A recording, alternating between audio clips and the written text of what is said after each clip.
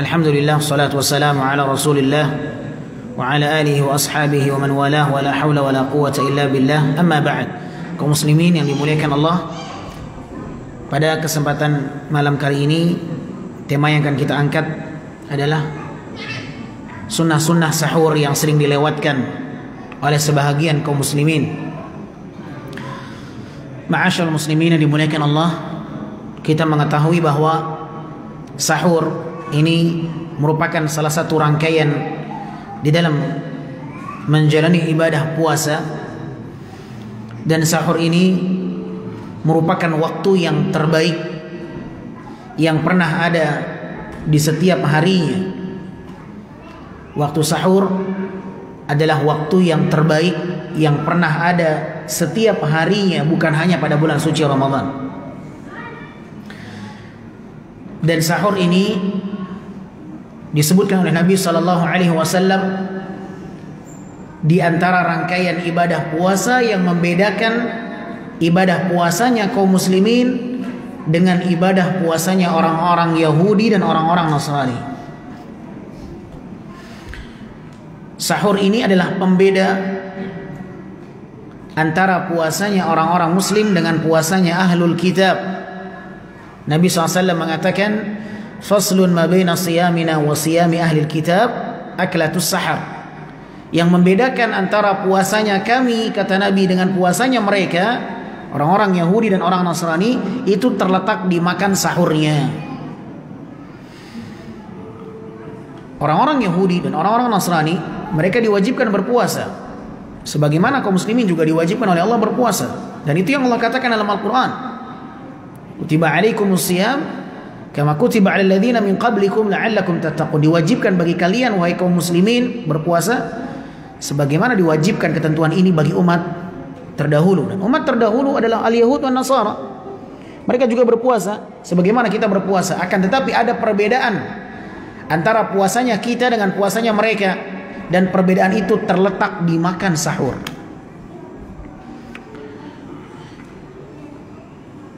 Di mana orang-orang Yahudi, orang-orang Nasrani, ketentuan yang ada dalam syariat mereka ketika menjalani ibadah puasa, apabila mereka telah tertidur di malam hari, mereka tidak lagi boleh makan, minum, bahkan menikah kecuali sudah datang malam yang berikutnya. Orang-orang Yahudi, orang-orang Nasrani, apabila mereka telah tertidur di malam hari, mereka tidak lagi boleh makan, minum kecuali datang malam yang berikutnya. Artinya nggak boleh mereka lagi makan di waktu subuh sebagaimana kaum muslimin boleh makan sebelum subuh.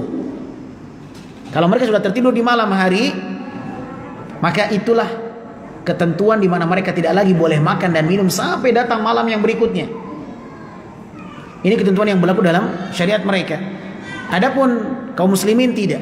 Ketika mereka telah tertidur di malam hari, mereka masih boleh makan sampai masuknya waktu subuh. Inilah yang membedakan antara puasanya orang-orang ahlul kitab, al-Yahud dan Nasara, dengan puasanya kaum muslimin.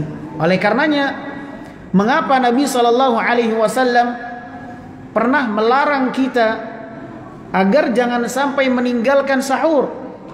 Karena di dalam sahur itu ada satu perintah yang kita jalani, yaitu menyelisihi kebiasaan orang-orang al-Yahud dan Nasara. Bukankah Nabi perintahkan kita untuk menyerupai pola ibadah mereka? Nabi SAW pernah mengatakan dalam hadis yang sahih, khaliful Yahud wan Nasara, selisihilah oleh kalian cara beribadahnya orang-orang Yahudi, orang Nasrani. Ya, Nabi perintahkan kita untuk menyelisihi ibadah mereka. Maka di antara bentuk menyelisihi ibadah mereka dengan makan sahur, bangun di waktu sahur. Ya. Kemudian ma'asyarul muslimin yang dimuliakan Allah, mengapa Nabi SAW pernah melarang kita untuk jangan sampai meninggalkan sahur? Karena di sahur itu terdapat keberkahan yang sangat banyak. Nabi melarang kita agar jangan sampai meninggalkan sahur bukan karena sahur itu hukumnya wajib, bukan. Sahur hukumnya bukan wajib, tapi apa? Sunnah muakkadah. Seorang yang berpuasa tanpa sahur, sahkah puasanya? Sah. Bahkan Nabi SAW pernah dalam puasa sunnah bertanya kepada Aisyah di waktu duha, apakah ada makanan wahai Aisyah yang bisa kita makan? Kata Aisyah, tidak ada. Kata Nabi, kalau begitu saya berpuasa sekarang. Artinya boleh seseorang berpuasa tanpa sahur sekalipun. Akan tetapi Nabi SAW mengapa melarang sahabatnya jangan sampai Anda meninggalkan sahur? Karena di sahur itu terletak berbagai macam keberkahan. Oleh karenanya dalam riwayat, dalam satu hadis Nabi SAW pernah mengatakan as-sahur aklatu barakah. Sahur itu adalah makanan yang berkah. Fala tada'uhu, jangan kalian tinggalkan sahur walau an yajra'a ahadukum jur'atan mimma, walaupun kalian hanya meminum beberapa tegukan air. Ini menunjukkan bahwa sahur itu enggak mesti makan berat. Ini menunjukkan bahwa sahur itu enggak perlu banyak persiapan. Artinya seseorang boleh sahur, apa yang bisa dia makan, yang bisa dia minum, dia minum. Kalau hanya ada air, minum air. Intinya sahur. Jangan karena tidak ada makanan tapi ada air, ngapain sahur? Nggak ada yang bisa dimakan padahal ada air. Ini masalahnya bukan saya mampu berpuasa sekalipun tanpa sahur. Sebagian orang ada yang kuat berpuasa tanpa sahur, sehingga bagi dia tidak masalah. Saya tidak sahur tidak masalah, karena saya punya kebiasaan puasa tanpa sahur itu alhamdulillah lancar. Ini bukan masalah Anda kuat berpuasa tanpa sahur, tapi ini masalahnya ada keberkahan di dalam sahur itu. Walaupun Anda sanggup, Anda terbiasa berpuasa tanpa sahur, tapi tetap jangan tinggalkan sahur, karena di sahur itu ada keberkahannya. Apa keberkahan di dalam sahur itu? Nabi sebutkan, fa innal malaikah, fa innallaha wa malaikatahu yusalluna 'alal mutasahhirin. Karena sesungguhnya Allah dan para malaikatnya senantiasa bersalawat untuk orang-orang yang sahur. Masya Allah.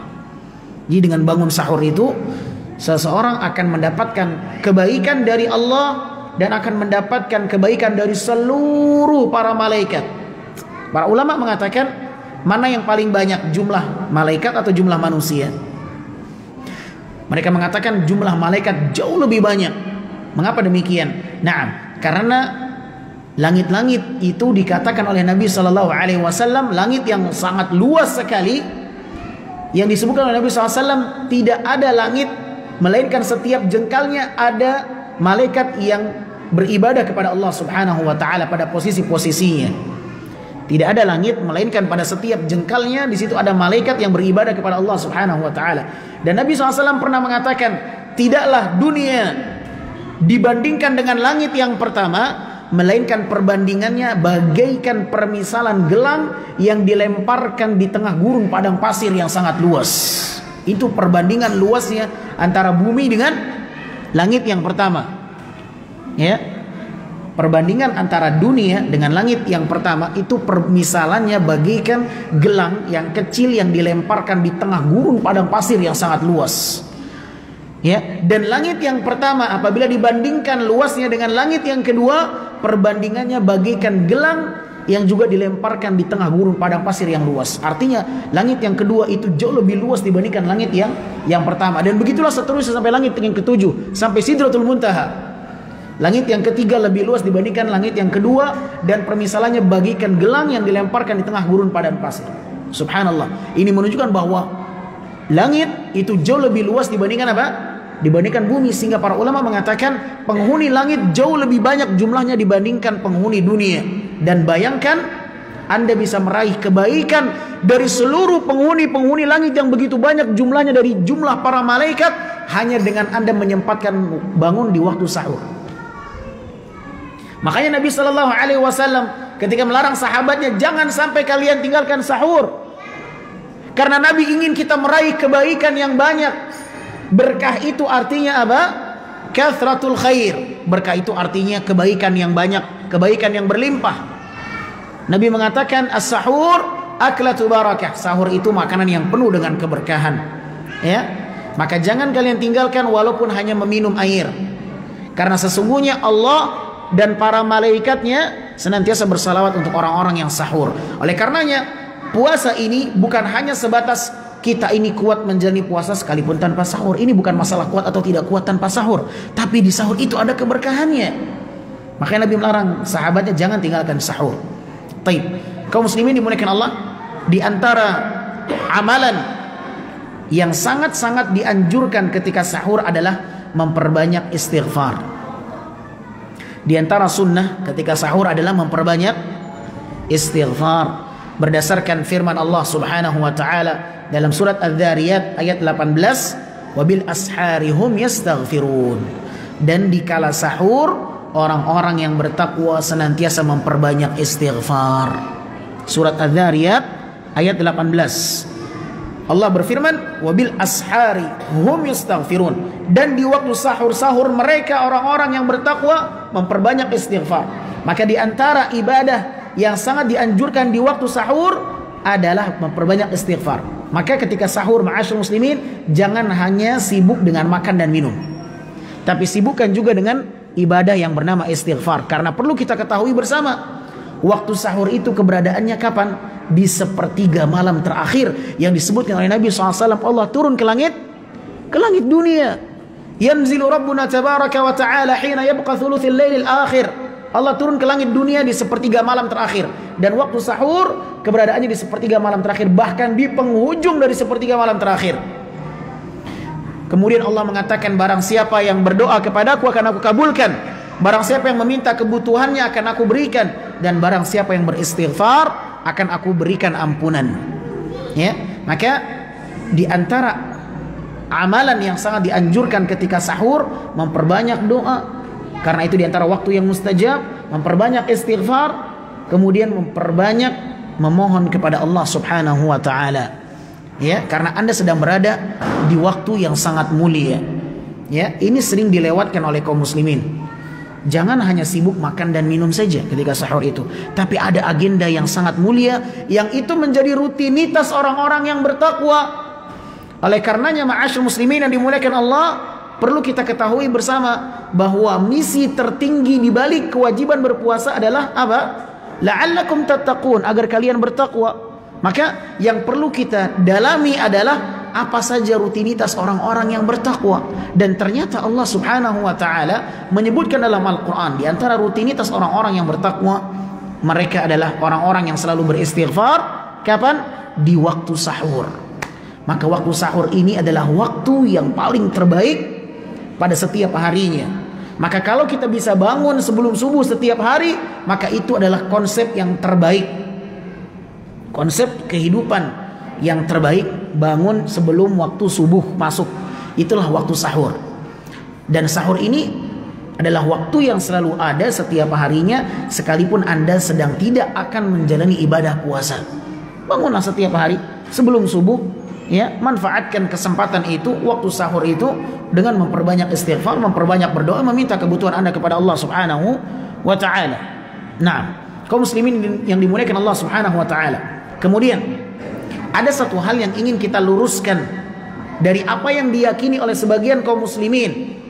Yang diyakini oleh sebagian kaum muslimin, di mana mereka berhenti makan dan minum di waktu sahur sekitar 10 menit sebelum adzan subuh. Dikenal dengan sebutan apa? Imsak. Maka ini adalah pemahaman yang keliru. Ya, Islam tidak pernah mengenal istilah imsak kecuali adzan subuh. Bukan 10 menit, 5 menit sebelum adzan subuh, tidak. Imsak itu artinya menahan diri dari makan dan minum dan syahwat. Dan itu waktunya adalah ketika sudah berkumandang adzan subuh, bukan 10 menit sebelum adzan sebagaimana yang diyakini oleh sebagian kaum muslimin. Ini tidak benar. Justru apabila mereka secara sengaja, secara khusus memberhentikan makan dan minum mereka karena adanya keyakinan adanya imsak 10 menit sebelum adzan, maka akan hilang keberkahan dari mereka. Karena sahur itu yang terbaik diakhirkan hingga menjelang masuknya adzan subuh, itu waktu yang terbaik. Namun justru sebagian kaum muslimin tidak, sengaja mereka berhenti dari makan dan minum, padahal di detik-detik sebelum adzan subuh itulah waktu yang terbaik untuk makan dan minum. Makanya tanyakan kepada mereka yang meyakini adanya imsak 10 menit sebelum adzan atau 5 menit sebelum adzan, tanyakan kepada mereka, mana dalilnya? Engkau memiliki pemahaman keyakinan seperti ini? Apakah memang ada riwayatnya, anjurannya berhenti makan 10 menit sebelum adzan subuh? Tidak ada, tidak akan ditemukan riwayatnya. Justru yang ada riwayatnya, para sahabat Nabi SAW mereka makan betul-betul di penghujung sebelum masuknya waktu subuh. Bahkan Umar bin Khattab minum air ketika azan berkumandang. Kan kita bawakan riwayatnya. Anas bin Malik radhiyallahu taala anhu pernah membawakan satu riwayat dari sahabat Zaid bin Thabit radhiyallahu anhu. Kata Zaid bin Thabit, tasaharna ma'an Nabi sallallahu alaihi wasallam. Saya pernah sahur bersama Nabi SAW. Ini Zaid menceritakan pengalaman sahurnya bersama siapa? Bersama Rasul SAW. Yang dari Rasulullah kita mengambil syariat-syariat Allah Subhanahu wa ta'ala. Bagaimana cara kita salat, bagaimana cara kita berpuasa, bagaimana cara sahur yang terbaik, bagaimana cara berbuka puasa yang terbaik. Ya, kata Zaid bin Thabit. Zaid bin Thabit ini sahabat Nabi yang terkenal sebagai penulis wahyu, kutabil wahyi, dan beliau pernah menjabat sebagai mufti kota Madinah. Zaid bin Thabit radhiyallahu taala anhu. Zaid mengatakan, aku pernah sahur bersama Nabi SAW. Beliau menceritakan pengalamannya. Kemudian kata beliau, thumma qama ila shalah. Selepas kami sahur, masuk panggilan adzan. Selepas kami sahur, baru makan, minum, terdengar panggilan adzan. Kata siapa? Zaid. Maka Zaid ditanya oleh Anas bin Malik selaku perawi hadis, wahai Zaid, kam kana bainal adzan was sahur? Berapa jarak ditegakkannya adzan subuh dengan sahurnya engkau ini? Berapa jaraknya engkau makan sahur? Nabi SAW pernah mengatakan, kalau kalian mendengarkan adzannya Bilal bin Rabah, maka lanjutkan makan dan minum kalian. Idza sami'tum nidaa Bilal fakulu washrabu. Kalau kalian mendengarkan panggilan adzannya Bilal bin Rabah, lanjutkan makan dan minum. Karena Bilal tidak mengumandangkan adzan di waktu subuh. Akan tetapi apabila kalian mendengarkan adzannya Abdullah bin Ummi Maktum, maka tahan makan dan minum kalian. Karena tidaklah Abdullah bin Ummi Maktum mengumandangkan adzan, melainkan itu tanda bahwa salat subuh telah masuk waktunya. Maka tahan makan dan minum sahur kalian, kata Nabi SAW. Makanya kalau kalian perhatikan, kalau kita memperhatikan di Masjid Nabawi dan di Masjidil Haram sekarang, itu masih diberlakukan dua sistem adzan. Adzan yang pertama dan adzan yang kedua. Adzan yang pertama bukan menunjukkan masuknya waktu subuh. Adzan yang kedua baru menunjukkan masuknya waktu salat subuh. Itu itu yang dilakukan oleh Nabi SAW, dan itu yang masih diberlakukan sampai sekarang di Masjid Nabawi dan di Masjidil Haram. Antum yang sudah pernah umrah tahu ini. Ya, kalau ada dua adzan, memang itu yang pernah dilakukan oleh Nabi SAW. Dua adzan. Ya, Bilal bin Rabah mengumandangkan adzan yang menunjukkan bahwa makan sahur masih boleh.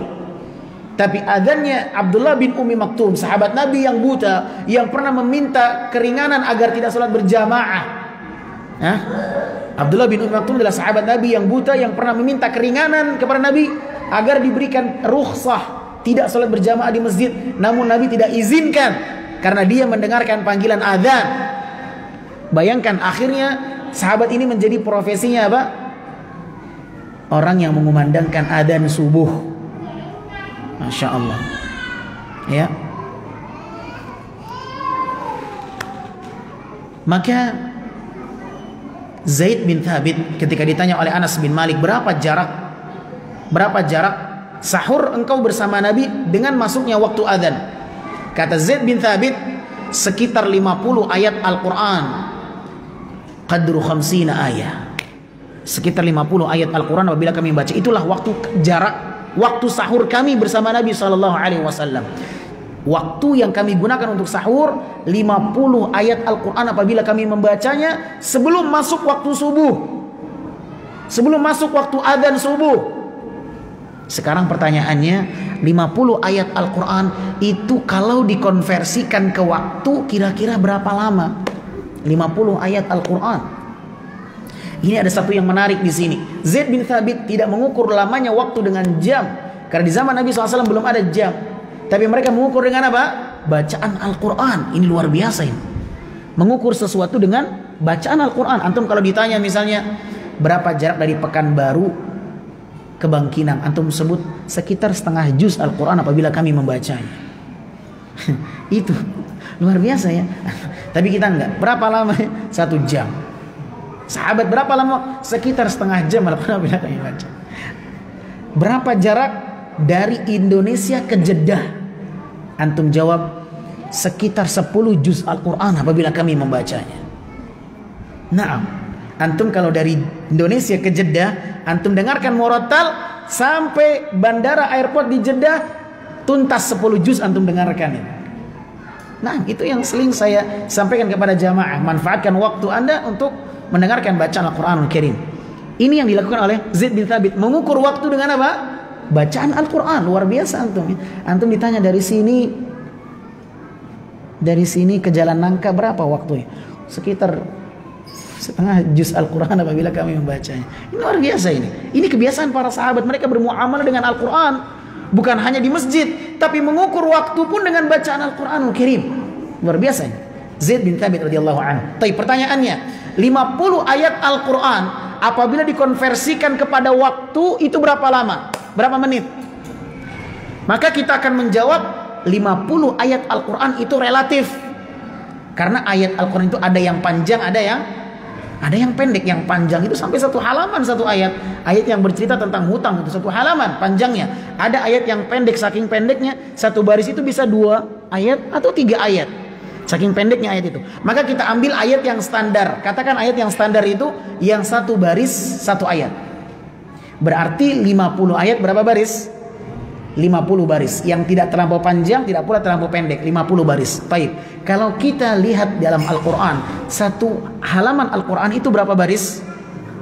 15 baris. Berarti 50 ayat berapa halaman? Kalau 1 halaman 15 baris, berarti 50 ayat berapa halaman? 3 lebih. Tidak sampai 4 halaman ya. Baik, kita genapkan 4 halaman. Kita genapkan 4 halaman. Pertanyaannya, antum membaca 4 halaman membutuhkan berapa lama waktunya? Antum membaca 4 halaman 2 lembar, berapa lama waktu yang dibutuhkan? Setengah jam? Kelamaan setengah jam. 1 jam? Lebih lama lagi enggak mungkin. Kalau antum perhatikan ya, ini standar siapa Ustadz 50 ayat ini? Karena ini juga relatif. Ada orang yang lancar baca Quran, orang-orang para penghafal itu lancar baca Qurannya. Ada orang yang terbata-bata baru belajar tahsin. 1 halaman mungkin lamanya 15 menit. Ya kan? Yang kita pakai standar siapa? Standar sahabat, karena yang meriwayatkan siapa? Zaid bin Thabit.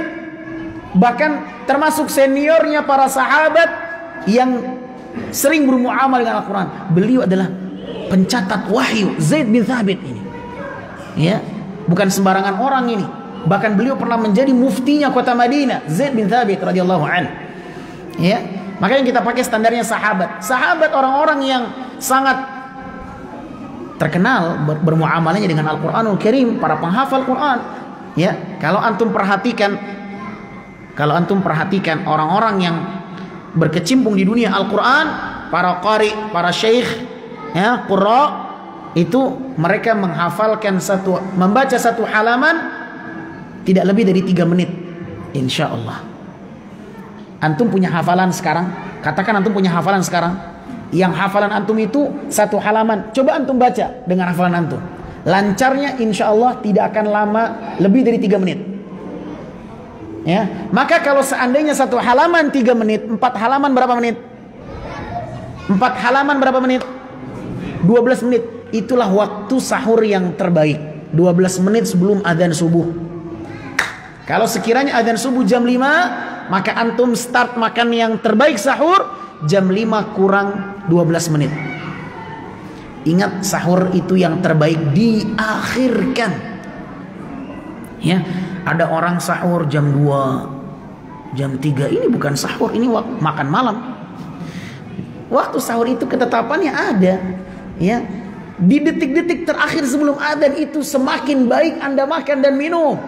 Makanya Umar bin Khattab, bukan Zaid saja, Umar bin Khattab radhiyallahu anhu juga pernah menceritakan pengalamannya bagaimana beliau benar-benar sahur di detik-detik sebelum masuknya adzan subuh. Umar bin Khattab radhiyallahu anhu pernah memegang gelas akan meminum air. Ketika akan minum terdengar adzan. Adzannya siapa? Bilal atau Abdullah bin Umi Maktum? Abdullah bin Umi Maktum yang mengumandangkan adzan subuh, Abdullah bin Umi Maktum. Adapun adzannya Bilal, maka itu belum menunjukkan masuknya waktu subuh, masih boleh makan dan minum. Tapi adzannya Abdullah bin Umi Maktum adalah adzan subuh yang menunjukkan sahur telah berakhir. Ketika Umar akan meminum air, terdengar adzan. Bingung Umar bin Khattab, karena Umar taunya adzan Abdullah bin Umi Maktum gak boleh makan dan minum lagi. Ini gimana, sudah di tangan. Maka beliau bertanya kepada Nabi yang ketika itu Nabi ada di sisi Umar bin Khattab radhiyallahu an ketika sahur. Maka Umar bertanya, "Ya Rasulullah, ashrabu minhu? Bolehkah aku minum dari sini ya Rasulullah?"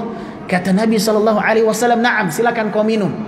Ini menunjukkan bahwa seseorang yang ada hajat dan dia sedang memegang makanan atau minuman yang dia akan segera menuntaskannya, tuntaskan segera. Tapi ingat, jangan KKN. Kalau kurang nambah. Tak boleh. Oh, kata Ustaz boleh ini. Azan lanjut makan, comot sini. Alah. Yang antum pegang, Umar yang dipegang oleh beliau. Yang dipegang oleh beliau. Antum sedang makan nasi, tinggal setengah azan. Lanjutkan terus, cepat selesaikan. Boleh. Berdasarkan riwayat Umar bin Khattab, dan ini menunjukkan bahwa lihat Umar sengaja mengakhirkan makan minumnya sampai detik-detik terakhir sebelum adzan subuh, yang menunjukkan tidak ada istilah imsak sebagaimana yang diyakini oleh kebanyakan kaum muslimin. Berhenti secara sengaja makan dan minum 10 menit, tidak ada ketentuannya dari Nabi sallallahu alaihi wasallam. Oleh karenanya ma'asyil muslimin, kita beribadah sesuai dengan dalil, beribadah sesuai dengan riwayat, dengan hadis, bukan sebagaimana apa yang banyak dilakukan, yang banyak tersebar di masyarakat kita. Istilah imsak dalam agama Islam itu adanya waktu subuh. Nah, baik. Kemudian ma'asyil muslimin, poin terakhir, di antara sunnah-sunnah sahur yang banyak dilalaikan oleh kaum muslimin adalah mengkonsumsi kurma. Nggak ada pertanyaan. Nah, di antara sunnah sahur adalah mengkonsumsi kurma. Berdasarkan riwayat Abu Dawud dan yang lainnya dengan sanad yang sahih, Nabi SAW mengatakan, "Ni'ma sahuril mu'min at-tamr." Nikmatnya sahur seorang mukmin ketika mereka makan kurma kering. Kurma itu ada dua jenis, yang kering dan yang basah. Kalau sahur sunnahnya kurma kering, kalau berbuka sunnahnya kurma basah, atau dikenal dengan sebutan rutab. Rutab itu dari kata rotbun yang artinya lembab, basah, mengandung cairan banyak. Naam. Maka Nabi mengatakan nikmatnya sahur seorang mukmin ketika mereka makan kurma kering. Bukan berarti antum tidak boleh makan nasi, silakan. Ya, antum mau makan nasi pakai rendang, fadhal. Makan nasi pakai asam podeh, bawang, fadhal. Mau makan pakai dendeng, fadhal, silakan. Tapi sempatkan makan kurma kering. Ini yang sunnah yang banyak dilewatkan oleh kaum muslimin. Hidangkan kurma di meja makan biar tidak lupa. Orang kalau udah sahur nggak ingat sama kurma lagi. Hah? Sebagian kaum muslimin ketika berbuka tidak ingat dengan kurma, yang ingat gorengan. Nah, maka ikhwatal iman, yang sunnah ini upayakan untuk dikerjakan ketika sahur, dan dengan menghidupkan sunnah Nabi sallallahu alaihi wasallam, semoga ibadah seseorang benar-benar berkualitas dan benar-benar akan mendapatkan keberkahannya. Wallahu a'lam bishawab. Bagaimana salat witir yang dicontohkan oleh Rasul setelah salat tarawih? Nah, ini pembahasannya lebar sekali. Waktu kita nggak cukup ya. Nah, jadi ini diantara pembahasan sunnah-sunnah sahur yang sering ditinggalkan oleh kaum muslimin. Maka dengan apa yang kita sampaikan ini mudah-mudahan bisa menjadi nutrisi yang kita butuhkan untuk menjalani ibadah puasa, dan semoga sunnah-sunnah yang selama ini kita tinggalkan mudah-mudahan bisa terlaksana di hari esok biidznillahi ta'ala. Kita ringkas, diantara sunnahnya sahur memperbanyak istighfar, kemudian mengakhirkannya hingga menjelang masuknya waktu adzan subuh, kemudian apa? Makan kurma, ya, memperbanyak istighfar, mengkonsumsi kurma, menyempatkan diri mengkonsumsi kurma kering, tidak mesti 3. Tidak mesti 3 kurma yang dia makan, 1 sudah cukup. Ya, karena dalam riwayat itu disebutkan dengan lafaz mufrad, dengan lafaz tunggal. Berbeda dengan berbuka puasa, memang sunnahnya 3 atau lebih. Karena memang dalam riwayat ketika berbuka puasa disebutkan dengan lafaz jama'. Rutabat, tamarat, hasawatim mimma.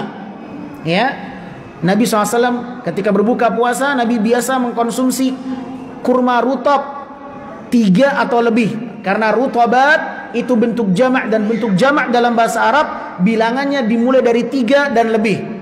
Kata Anas bin Malik, kalau Nabi tidak menemukan rutab, kurma yang basah, Nabi beralih kepada kurma yang kering. Nabi makan 3 atau lebih. Tamarat, karena disebutkan oleh Anas dengan lafaz jamak. Kalau Nabi tidak menemukan kurma basah atau kurma kering, maka Nabi minum beberapa tegukan air, hasawatim mimma. Ya, maka kalau kita punya 2 jenis kurma yang berbeda, itu baik. Ya, ketika sahur kurma kering, ketika berbuka kurma basah. Ustadz, ana nggak punya kurma 2 jenis, ana punya 1. Dan Ustadz, kurma ini mahal. La yukallifullahu nafsan illa wus'aha. Kalau antum cuma punya 1 jenis kurma, ya sudah, antum makan apa yang ada. Kalau nggak punya sama sekali, ya khalas, jangan nyuri. Wallahu a'lam bishawab. Sampai di sini pembahasan kita, mudah-mudahan bermanfaat. Kurang lebihnya saya mohon maaf. Wabillahi taufiq.